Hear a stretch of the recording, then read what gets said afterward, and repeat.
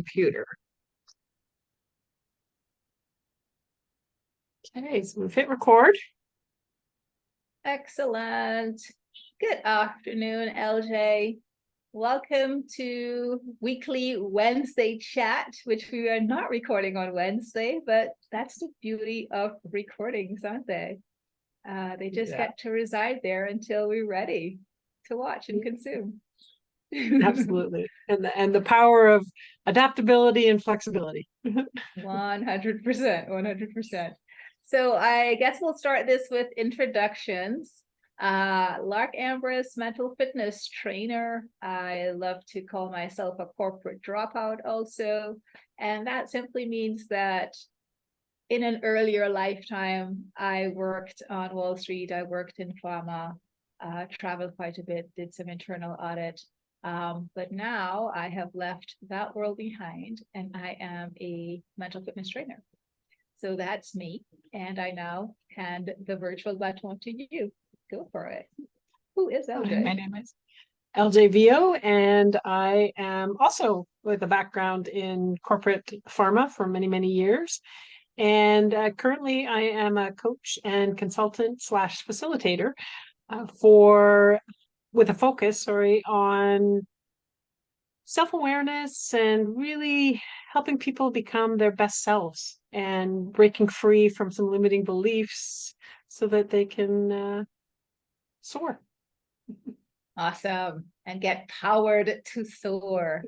Again, if anybody missed it, there are birds in her backdrop. That's right. To soar. Seagulls. Okay, we'll save them the story about the seagulls for another day. Okay, just to put what we do in context, where these weekly events are concerned, about a year and a half ago, LJ and I started doing audios on LinkedIn, and we thought it would be a good idea to start leaving some of our conversations in recorded form on the platform. So people who have questions, people who missed an event, but who would want to know what we spoke about would have access to the information. So today we're trying something a little different. We're actually going to record and upload, and fingers crossed that goes smoothly. But as LJ said, we work with different modalities, and we do seek to bring more self-awareness through these lives and these audio events. LJ will talk a little bit about Lumina Spark. I talk a lot about mental fitness as presented through positive intelligence, which was founded by Shirzad Shameen. So do you want to talk about Lumina Spark a little bit? And then we'll jump back to mental fitness, and then we'll jump into the subject for today. Sure. Lumina Spark is a personality assessment that looks a little different than some of the others. It looks at personality traits and types. It also doesn't put you in a box, and that's what I love about it, because you can't power to soar or be powered to soar when you're put in a box. And it embraces paradoxes, so which means that it measures on opposite sides of personality traits. So yeah, you can be extroverted and introverted, you can be detail oriented and be big picture. So it's really quite interesting. And as well, this last point, it looks at the traits and types in 3 different personas. So 3 different basically situations that we live in, including, which is relevant to our topic today, including in overextension. So there's effective behaviors, and then there's those stressed overextended behaviors. That's it in a nutshell. Thank you. And for those who may not be familiar with mental fitness and positive intelligence, my quick outline framework, if you will be fundamentally we operate on the premise that there are 10 saboteurs being self-sabotaging behaviors and thought patterns. We look at the sage part of the brain, and that's the part of the brain that allows for creativity, innovation, for navigation, for empathy. And we look at the self-command. So we look at three big components. How do we navigate from one to the other? And mental fitness is the practice, the building of those muscles so we can switch from one state into another state. So when we look at Lumina Spark and the personality traits and those three states, if you will, and we look at mental fitness, LJ and I thought that by intertwining these two modalities, we can have absolutely amazing results. So we come together now, slightly different format, but hopefully can bring to life a little bit how our saboteurs that don't serve us show up, how how in one state, that's kind of where the saboteurs thrive, if you will. And that's going to become a little clearer as we go through this. So let me just jump right in and introduce the topic for today and for this week, which is win at all cost, win at all cost. And the saboteur that we're looking at this week is the hyperachiever. And the personality trait that we are looking at is the competitive quality of being outcome focused. Did I get that right? Did I summarize that well? So we can just jump into our conversation. When that quality of being competitive, which is a lovely quality, overextends, it becomes win at all costs. Right. That's where it belongs. Excellent. Okay, so that's kind of what we are looking at today. Let's just talk about strengths, because I think we can both agree that although saboteurs carry a quote unquote negative connotation, as in being in a saboteur state is not a highly desirable state to be in, one can make allowance for the fact that it did not start out being a saboteur. It's the hyper in front of the achiever that negates some of those positives that go along with being an achiever. So one of the strengths or some of the strengths of an achiever or someone who would identify as an achiever would be somebody who's really driven, who's pragmatic, who's adaptable, who's goal-oriented, who's fairly self-directed, right? Someone who is capable of growing themselves and others, and who want to come into their full potential. So nothing quote unquote bad there, highly desirable even. So yeah, that's the achiever. And today what we're going to look at as a saboteur is the hyper achiever. So LJ, how does this overlap or how does it differ from the Lumina's outcome focus?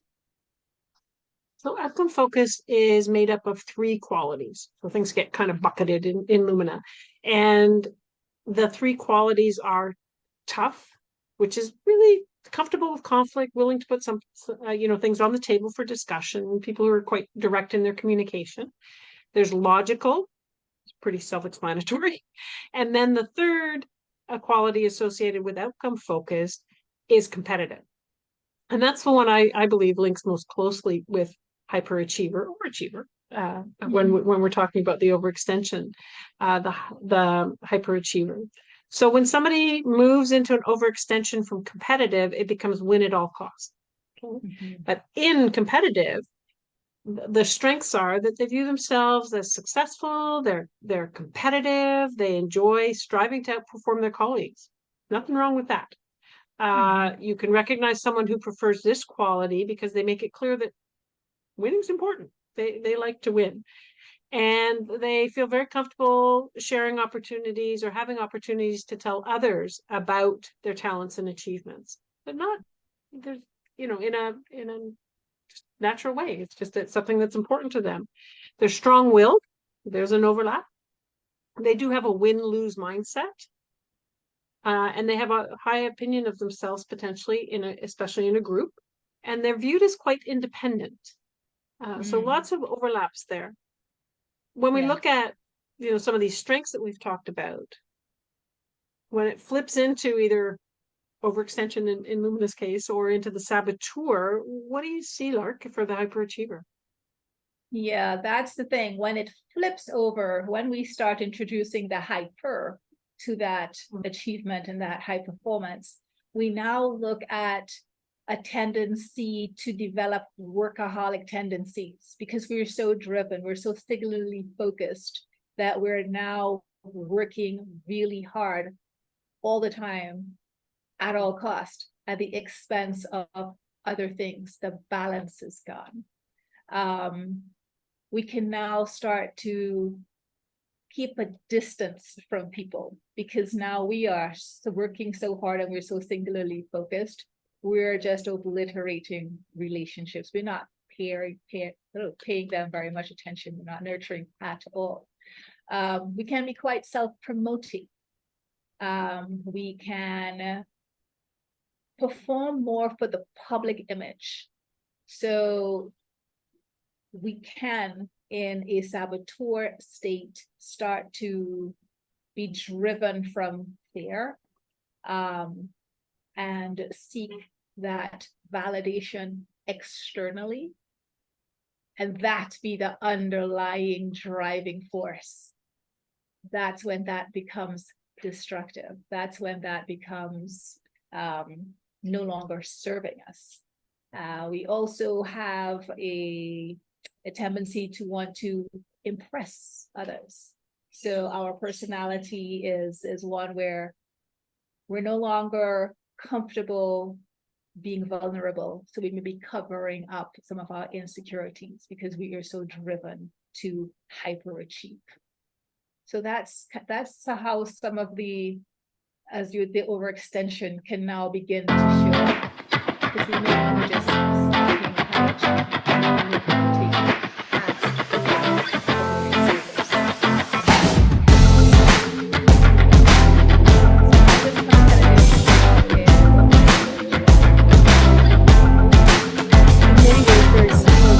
love taking the back a little bit. Some of the words that you use, obliterating, destructive, just let people know this is not just a game. This is really so when competitive is overplayed into fatigue, pressure, whatever's going on, and stress. But when you're in an overextension, people are serving you. Recognize that in somebody or in yourself is looking to protect your own interests so much that other people get pushed aside. It's a win at all costs. They can be viewed as selfish because of that. They may lack trust, or very likely lack trust in others. So it's very difficult for a team. Extension and at all costs.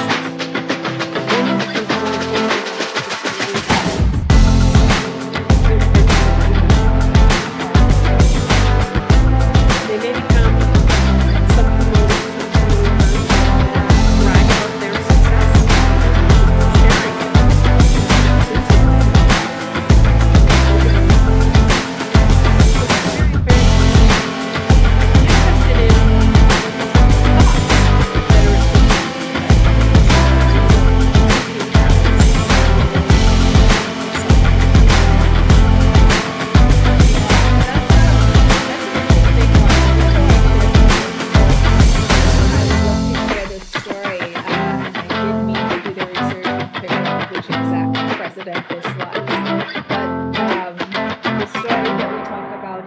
Intelligence is there was a US president who won by the largest landslide there was at that time.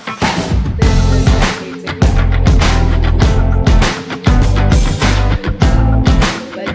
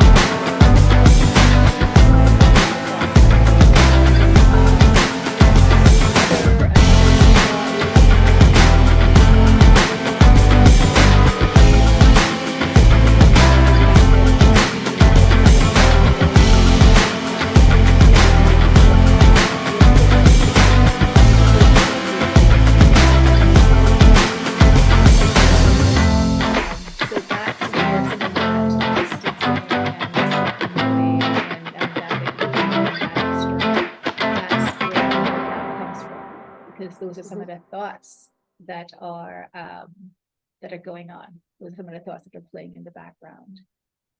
And just one last one. I must be the best at what I do. Has to be the best, number one. So that's where that underlying drive is coming from. That's what makes it hyper achiever. Yeah. Feels like it really pushes people away. One, similar to the overextension, the emotions don't come into it. The other people's feelings, your own feelings don't even come into it.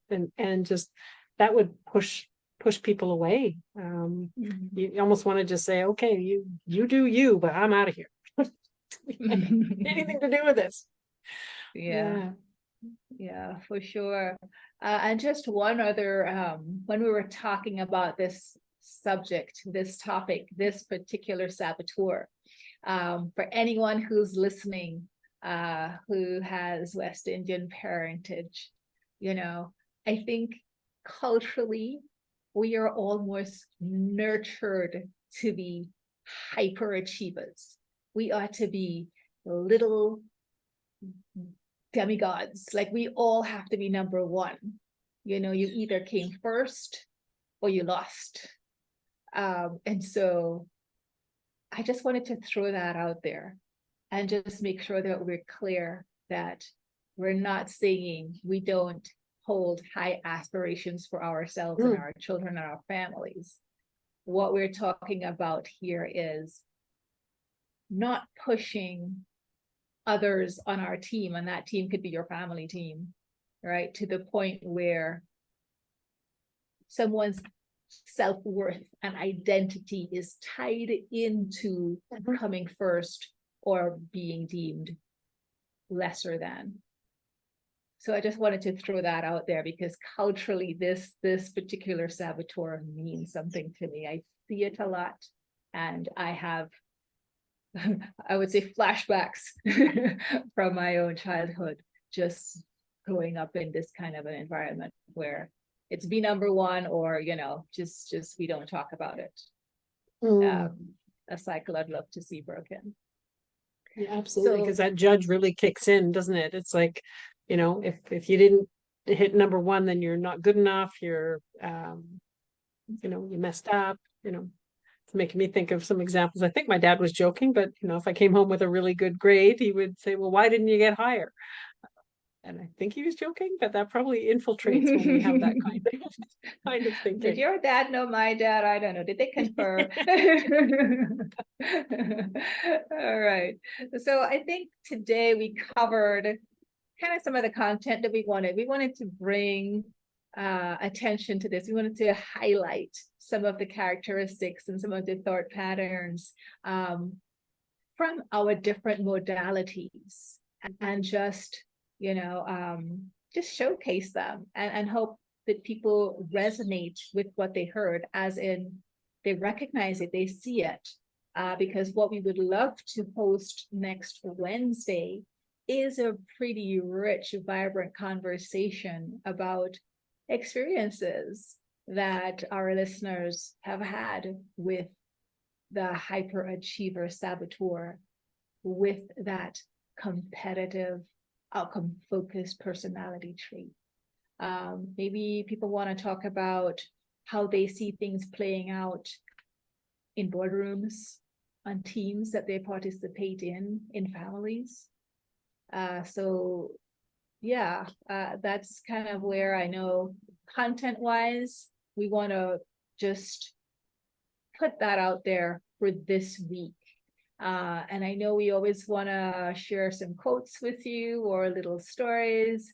And we have some beautiful quotes to close this out with. So do you want to give us the first one? And then I'll end with my favorite one that I selected for this week. Sure.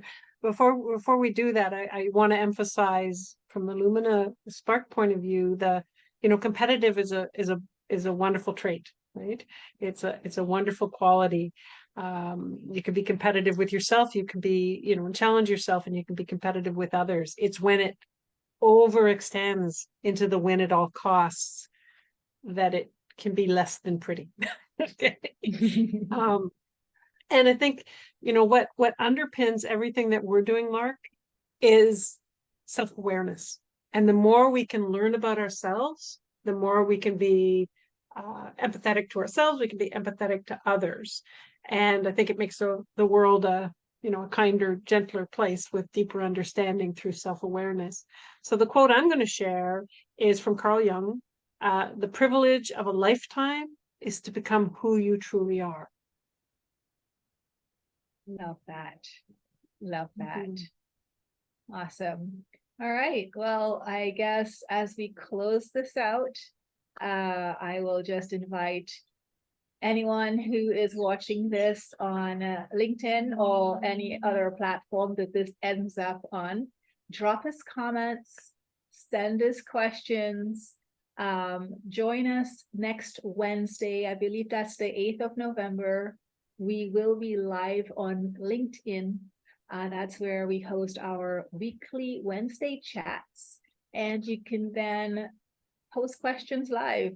You raise your hand, we bring you up on stage, and we engage with each other. So I hope that everybody who listens to this, if it's before the 8th of November 2023, please join us for our audio room. And with that, I will leave a quote that I came across from Oprah Winfrey. And this was at a commencement speech at the University of Southern California. And it goes like this. It says, your job is not always going to fulfill you. There will be some days that you might just be bored. Other days, you may not feel like going to work at all.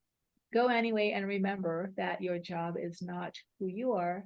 It's just what you are doing on the way to who you will become.